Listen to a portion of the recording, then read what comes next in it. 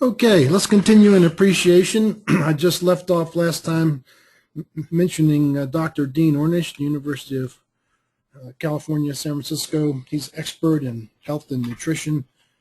He says, regarding appreciation, no other factor in medicine, not diet, not exercise, not genetics, not drugs, not surgery, has a greater positive impact on quality of life and reduction of disease. Isn't this amazing? By the way, we're going to look later at the flip side of this, which is anger, which stimulates all these things the wrong way. So is gratitude a choice? Can you choose the mindset that you live? Can you choose to see things as half empty or half full? Of course you can. So we're going to go back to this expression, where attention goes, power flows. You're going to stand up and speak what you're grateful about. Please do not express appreciation for an individual. That's step 2. Let's go sequentially through your groups and say, I'm grateful for, and for example, the opportunity to work with people as motivated and dedicated as you. By the way, one of the more interesting experiences I had with this was recently in Germany. And the guy came up to me and he said, you put us in this group and started doing this. And I was like the third person. And I said to myself, there's absolutely no way I can do this. After I heard 2 other people do it, it was no problem. Same with appreciation. Now we're going to appreciate. And I want you to pay attention to the process. Stand up. For anything important, you want to stand up. If they're in the room, you look them in the eye. Then you speak directly to them, as in, person, I appreciate you for being the wonderful force in my life, for helping me out, for being there for me, on and on. If they're not present, tell the group what you appreciate about the person. The process completes when they look you in the eye and say, thank you. And if they're not present, you will simply finish with, and I'll tell them as soon as I see them. So here's the process. Everybody stand. Get ready to appreciate. Complete the process. And after each person finishes, let's give them a little encouragement with some applause. This is a little glad group stimulant for them to help them out. I thought I'd show you at least one of the criteria we use in the assessments to measure. This is the standard for appreciation, that you do it habitually. Habits are our personal bureaucracy. Authentically, that comes from the mindset of gratitude. It has to be prompt, proportional, and specific. I did a workshop some years ago for a fellow that I was also consulting for, and I did a shadow thing for him one time. I followed him around for 2 days, and I watched him. Everybody that came in his office, when they left, he said, good job. So I'm there with his team in the workshop, and I said, what do you people think when Pete says that?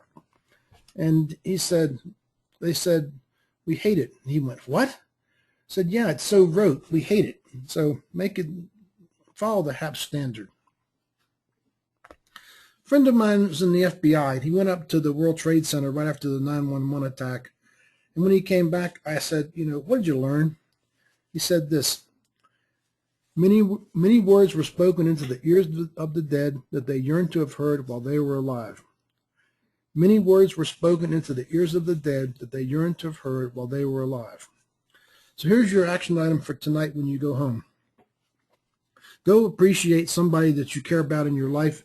And if they're not physically with you, call them on the phone and begin this habit. Don't wait until it's too late. I want to talk about the work results of appreciation. This is way beyond just feeling better. My first client was Ernst & Young, and the lady who hired me in 1995 said, I've got a horrible situation with the firm. The accounting firm is closing down. It's consolidating. People are buying each other out. The opportunities for a partner aren't there anymore. The new people are saying they don't want to go work 70 hours or 80 hours a week to become a partner because the opportunities are gone. And I really need your help to change the culture in the Denver office. This she approached me after I'd done a 3-day workshop for her and the partners. So what I like to do is let people discover for themselves what they need using a brainstorming technique, or what's called in the trade a nominal group technique. So the really important part of this process is to get the question exactly right. So I worked real hard to get the question, what is it that we most need in the Denver office of Ernst & Young's culture? We went through the process. In those days, I used Post-it notes. Today, I have a better method.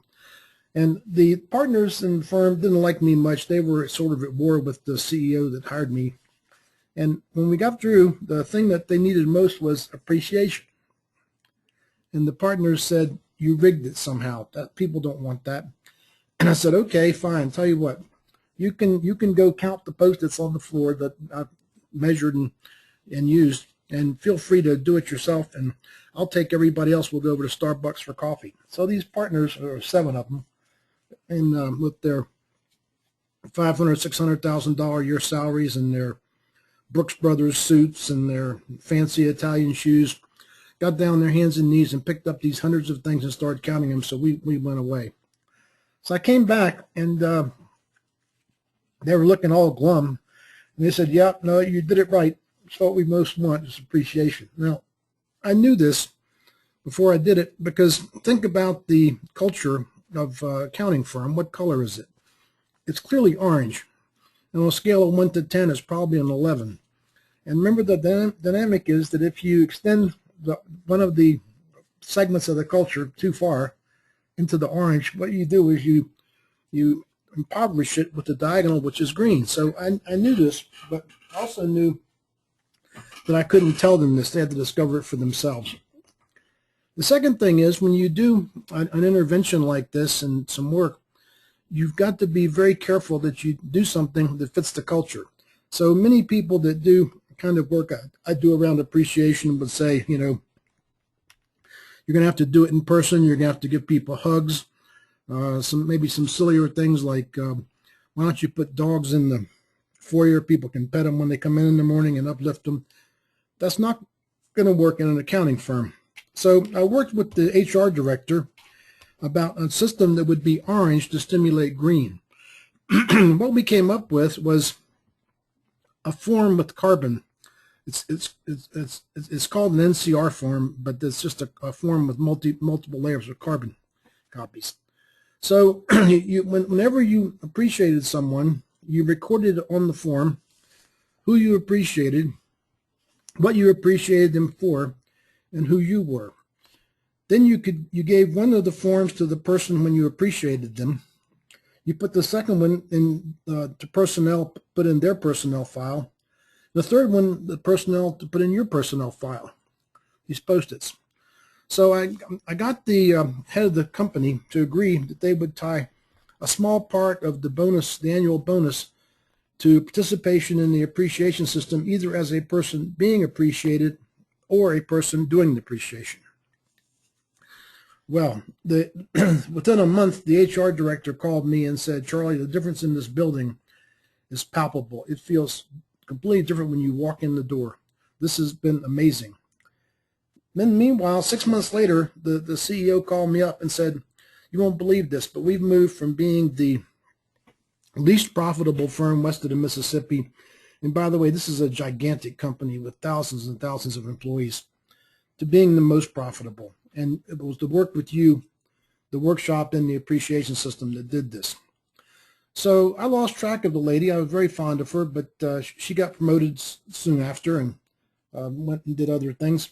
When I wrote in my book, because she was my first client and such a powerful stimulant for me in taking the business forward, I Googled on her and found out that she had taken an early retirement and saved money and made a lot of money and moved back to Boulder. So I called her up, went out to lunch, and she told me that after the work with the workshop and the appreciation system, that her life changed, her professional life and personal life changed. She became a very, very senior executive and also became head of the Kansas City Federal Reserve, which is a very big deal. And she laughed and said, even Alan Greenspan had to ask me permission if he wanted to speak in our meetings. And she said, "This is all because of what you taught me." Now, I don't believe that, but it was nice that she said it. So the point here is appreciation is not just about health and aliveness. It's also about business results.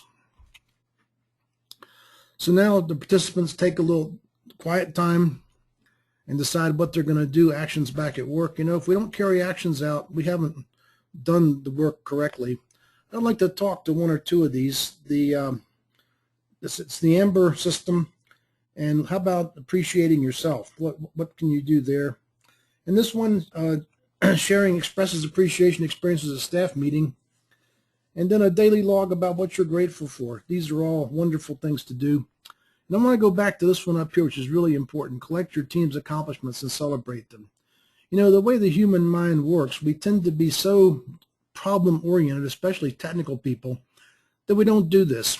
So way back when I was running the astrophysics division, I would assign the youngest person, the newest person in the division every year to go around and talk to people and collect up what had been accomplished.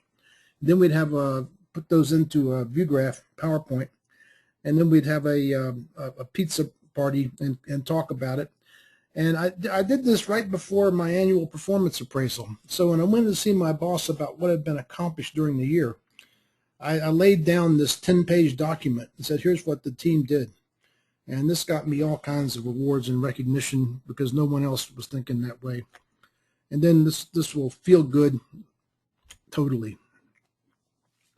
So we have our takeaway slide, an opportunity to summarize, and an opportunity for Q&A.